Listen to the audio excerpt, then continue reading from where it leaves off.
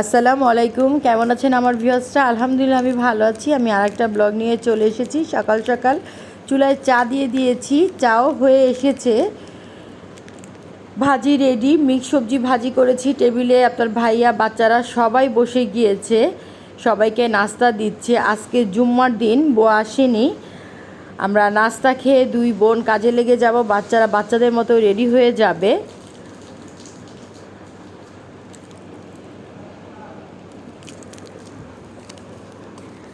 জুম্মার দিন কিন্তু বাসায় অনেক কাজ থাকে, দেখা যায় হাতে হাতে না করলে সবগুলো কাজ এলোমেলো হয়ে যায়। সবাই মিলে একসাথে নাস্তা করছি টেবিলে বসে। এদিকে আমার নাস্তা প্রায় শেষের দিকে। বোন চা সেঁকে নিয়ে আসছে আমার জন্য।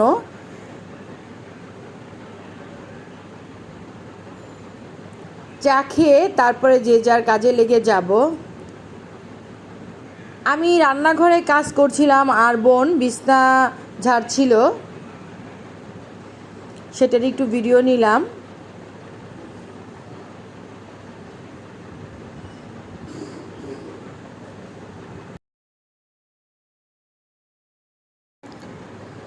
বোনের বিছনা করা শেষ হয়ে গিয়েছে, ও ঘরের কাজ করবে আর আমি কিচেনে চলে যাব। আমি বসে বসে পুদিনা পাতা আর ধনে পাতা বাছছিলাম। আজকে চিকেন টিক্কা বিরিয়ানি রান্না করব দুপুরের জন্য।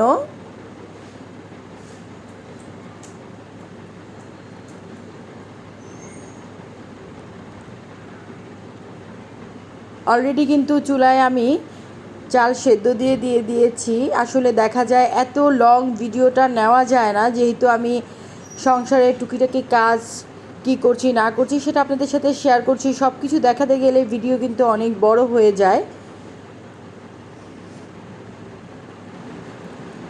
কিছু কাঁচামরিচও বটু ফেলে কাঁচামরিচও নিয়ে নিলাম, সবগুলো ধুয়ে এক সাইডে রেখে দেবো। চুলায় যে চাল সেদ্ধ দিয়েছি, চালটার কি অবস্থা দেখে নিচ্ছি। চালের মধ্যে একটু লবণ দিয়ে দিলাম, লবণ দিতে ভুলে গিয়েছিলাম তাই লবণ দিয়ে দিলাম।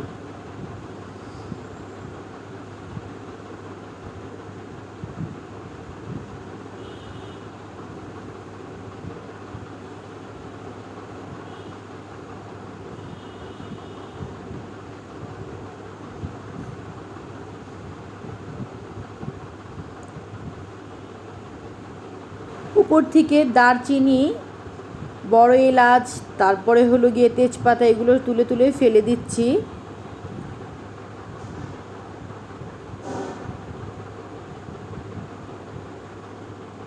চাল সেদ্ধ হয়ে গিয়েছে, চালটাকে ঝরা দিয়ে নিব। ওদিকে কিন্তু বোনের কাজ করছে।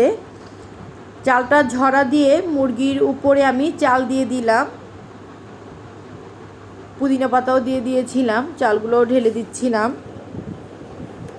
চালটা দমে দিয়ে আমি চলে যাব গোসল করতে, কারণ শুক্রবারে নামাজ কোরআন অনেক কিছু থাকে।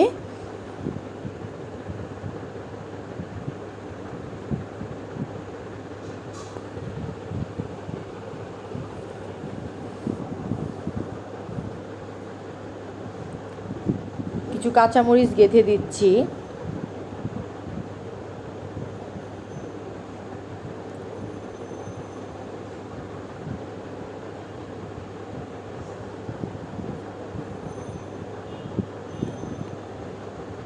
একটু গুঁড়ো মশলা দিয়ে দিলাম, গরম মশলা গুঁড়ো।